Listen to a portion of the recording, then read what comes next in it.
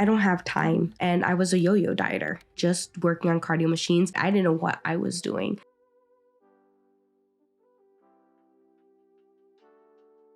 I've lost over 70 pounds twice.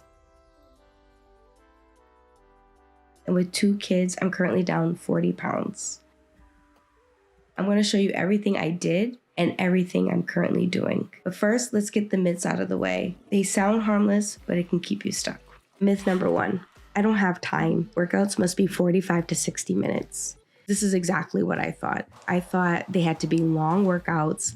And then what would happen is that would stop me from even starting because I felt like I didn't have the time when all I needed was like 5-10 minutes some days. And if that's all you have, take it. You know what I mean? I used to think, what's the point?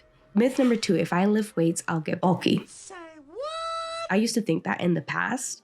But then learning more and doing more, I started to love the way that I looked. Like I was toned. I love my arms. For the first time ever, I was showing my arms. I like dresses with like sleeves. I don't like my arms. Okay. See how they look? I don't like that.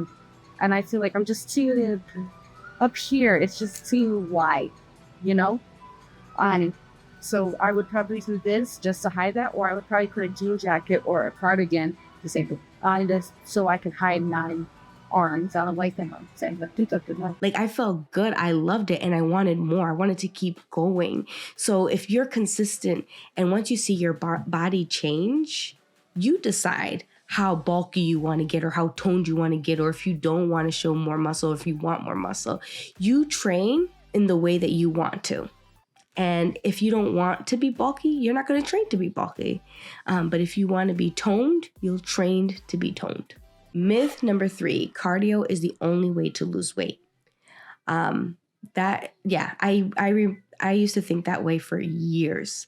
And I was a yo-yo dieter, going to the gym, just working on cardio machines. But that's because I didn't even know how to lift weights. I didn't know what a lot of those machines did. I didn't know what I was doing. And once I started with resistance training, the weight went off like this. And my body started to change. I started to see certain muscles and, you know, it just changed for the better. And I felt like I was burning more fat than I did when I was when I was working on cardio machines. So yes, cardio is not the only way to lose weight. As a matter of fact, it could probably hinder your weight loss. Myth number 4, I have to go to the gym and buy expensive equipment. I'm definitely a person who would have gym memberships. If I found something in the store online, I'm buying it. And if you're somebody like me that likes to buy things, you should buy it. You should definitely buy it if it's going to just help you get started and motivated. If you're not that person, you don't have to do that. You can just start. The times that I lost over 70 pounds, and even right now, when I started to get back into routine, I was doing a lot more body weight work. And that's something that's really important. You need to remember as you start, your body's not used to working out. Your body's not used to moving. So start off with doing body weight work. It can be just as challenging in the beginning, and it probably will prevent you from not getting hurt because you don't want to go from not moving and then moving with weight. Myth number 5, I'm too old or too out of shape to start. This one, I will say this. With the out of shape, when I started to see things spiral out of control, it kept me from starting because I kept thinking about all that work that I had to do. I kept thinking about all the times that I lost weight and I have to do it again. And that hindered my progress. It hindered me from even starting. So I'm telling you right now, just get started. The most important thing is to stay consistent. You are not going to see the results the first week, maybe not even the second week, but maybe on the 3rd week, you might start feeling good. You might feel more energized. Just start. You're out of shape, you will get into shape if you stay consistent. And if you feel like you're too old, you most definitely should start working out more. You're never too old. It's only going to help you as you age. Myth number 6, I need to be sore after training for it to count. No, don't do it. That's not true. There have been many times I got really good workouts and I wasn't sore. Especially when you're first starting, you're moving in ways probably moving and certain muscles haven't worked in a while. So that's why you're going to feel sore. Once you are consistent and you keep with the workouts, resistance training coupled with cardio, that is the best way to start your weight loss journey, your fitness journey. But being sore doesn't equate to you had the best workout and you're going to see the most results. Myth number 7, I must follow a strict diet or cut major food groups. Not true. As somebody who loves food, I can admit that that was probably something that stopped me from starting because I love to eat. I love my food. I have not deprived myself and the system is working. You see what works for you, what's going to help you stay consistent in your journey. For me, I started with keto because I knew in the beginning phase I could lose weight quickly and I didn't feel like I was cutting anything out to get to my goal. If I miss a day, it's all ruined. If you miss a day, start up again the next day. I feel sick, but I could have worked out. But I do feel like I'm at the point where I could do a little something. One day is not going to ruin your progress. But if you keep that mindset that if you miss a day, everything is ruined, you're just holding back on the progress you could continue making. So yes, you're going to have days where you can't do the work. You might get sick. You might work late. You might be tired. That's fine. A day or two of rest is fine. But if you miss a day, just start again the next day and stay consistent. Myth number 9, I don't know where to begin. I'll embarrass myself. Going to the gym or starting to work out and not knowing what to do I can understand it can be uncomfortable. It can be embarrassing. That was you doing it? So don't let that stop you because there's so many resources out there and people who are willing to help and can help to help you get started. And then once you get started and you're comfortable, you're probably able to continue on your own. Hit the subscribe button. We are going to try to help you in your weight loss journey. Trust me, I know it's hard. Myth number 10, postpartum, I should wait months, years to exercise. The best thing for you to do is talk to your doctor and get clearance. But if you're already starting to feel good after you've given birth, something as simple as a walk with the baby in the stroller, if you're able to, look up some quick pelvic floor exercises that is recommended for women postpartum. And if you're not up to it, once your doctor gives you clearance, again, just start off slow. Start off with body weight work.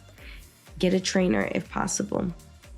But it is definitely a myth. You don't have to wait months and years to get started. You can get started after a week with just a simple walk. Myth number 11, I need special clothes or gear to look like I'm doing fitness. Now, again, if you need to buy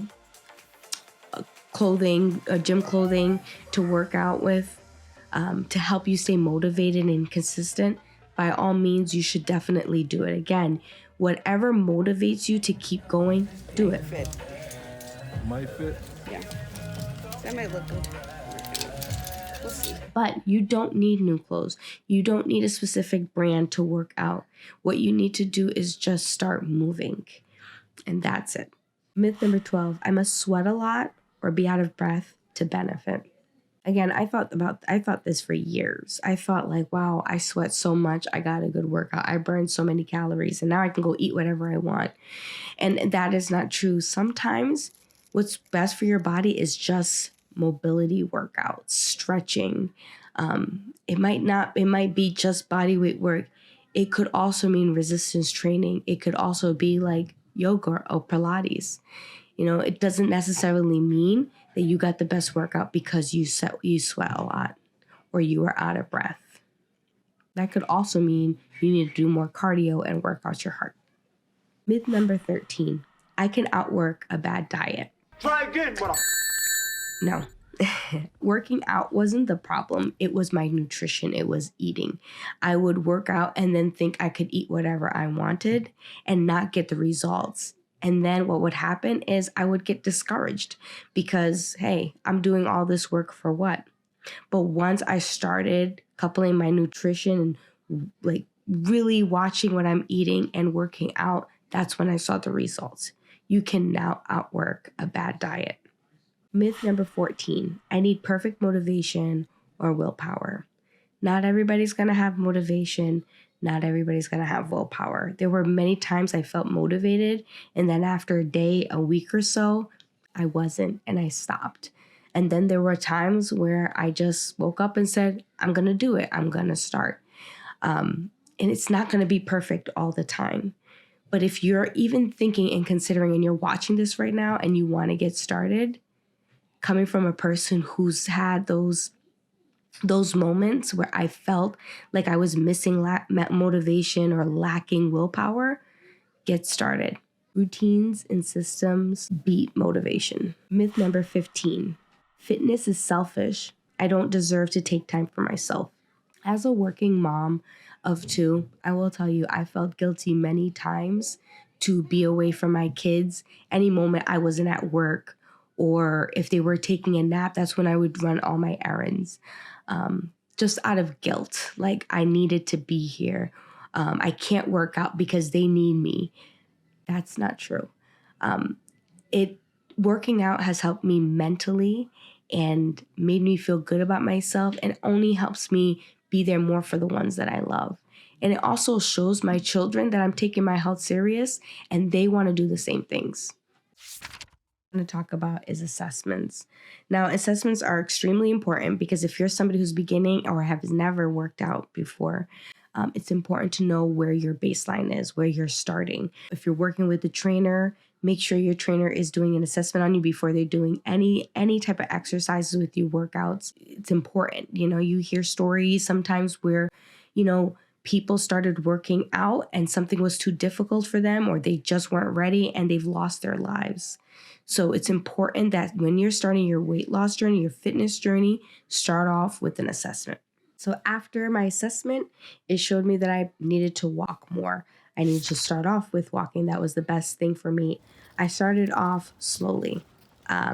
I started off with maybe 15-minute walks, and then gradually added more as I, became consistent. But the most important thing is to start.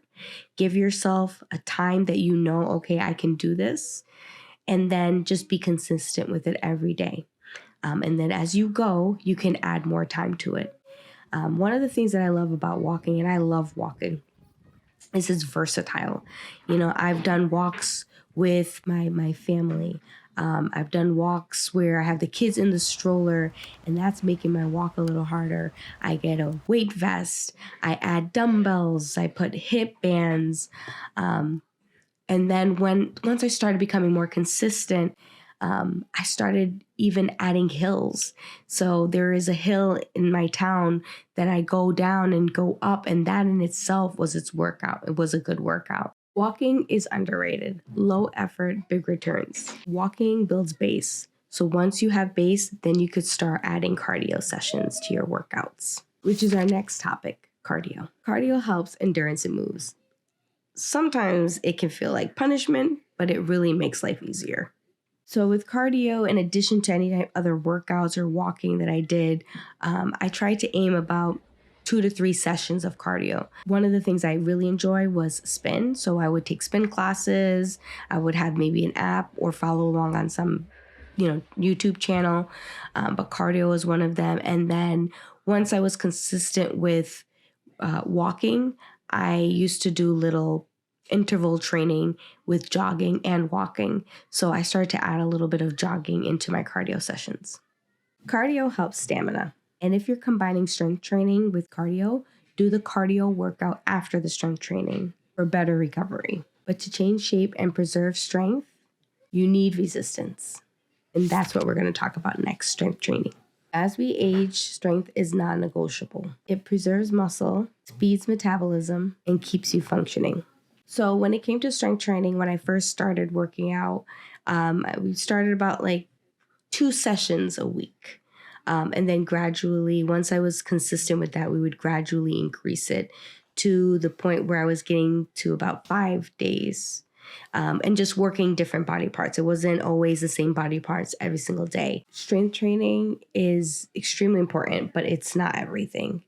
I used fasting. I had amazing results. Like it worked for me. But it's not for everyone, and it's not something that you have to do to get the results. So when I started fasting, I just picked a window that worked. So for me, with my schedule, 12 to 8 was the best time for me to fast. And I started intermittent fasting. I didn't fast for an entire day. But for some people, it could be 10 to 6. For me, 12 to 8 worked best for my schedule throughout the day. And I knew it was something that I could stay consistent with. If you plan on fasting, you want to try fasting, stay hydrated, and make sure to check out for dizziness, or if you feel low energy and you don't feel good, you should probably stop fasting. And most importantly, make sure you talk to your doctor if you have any type of health issues. Keto worked for me because I was able to, first of all, anything that was keto friendly were already things that I enjoyed eating. So right there, I knew, okay, I can stay consistent. I won't feel like I'm bored because I actually like all these foods that I'm eating. And I felt like I could have more of it. So right there, I felt like, okay, I can be successful with keto. And I heard that you get really good results. Well, you can lose weight really quickly. And when I first started, that was my goal, was to lose some of that initial weight first before I started strength training. Because in the beginning, a lot of the times it was mobility work, stabilization work, and walking. So I felt like coupled with that, keto would work best for me. So I was able to, find things that fit my, the keto plan, things that I enjoyed. I didn't feel deprived, and I was very successful in losing weight on keto. And keto might not be for you. You might not want to cut out carbs, and that's fine. But if you're somebody who's willing to try, and if you look up some keto-friendly meals and foods that you can eat, if it's something like you think you could be consistent with, I would say give it a try. I'm going to share my 4 notes on keto. 1, focus on whole foods, proteins, veggies, and healthy fats. 2, electrolytes matter. Remember what I said about hydration? Watch your sodium, potassium, and magnesium levels. 3, set a time limit, 2 to 8 weeks as a jump start, and then reintroduce carbs slowly. And number 4, there are no guarantees. Everyone responds differently. So keto low-carb options can help jumpstart your weight loss in the beginning. But meal prep will help you for success moving forward. So let's talk about meal prep. Meal prep removes decision fatigue. If you prep, you'll eat better on autopilot. So again, like I mentioned, I can be busy and time was of the essence most of the days, but meal prepping doesn't have to be complicated. So the more I did it, the more I realized I can make this easier, I can make this quicker, and still enjoy the foods that I eat. So I'm going to go over some 4 key notes on meal prepping. 1, you're going to pick 2 proteins, 2 vegetables, and 1 carb, and batch cook for 2 to 4 days. 2, portion with simple rules. Palm for your protein, a cupped hand for carbs. 3, make 3 simple recipes and rotate.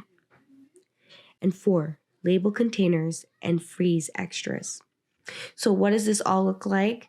Meal prepping doesn't have to be complicated, and it doesn't have to be a long process.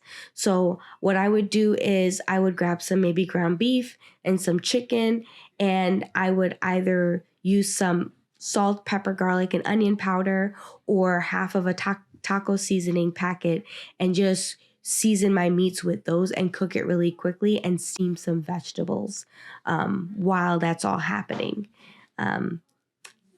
Sometimes I would, even if I didn't steam my vegetables, I would buy the vegetables that come in frozen that you could just pop in the microwave.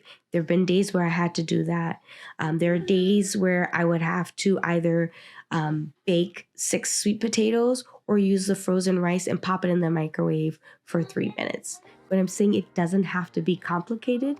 And some of that is really quick, and you can have meals for the next 2, 3, 4 days in less than an hour.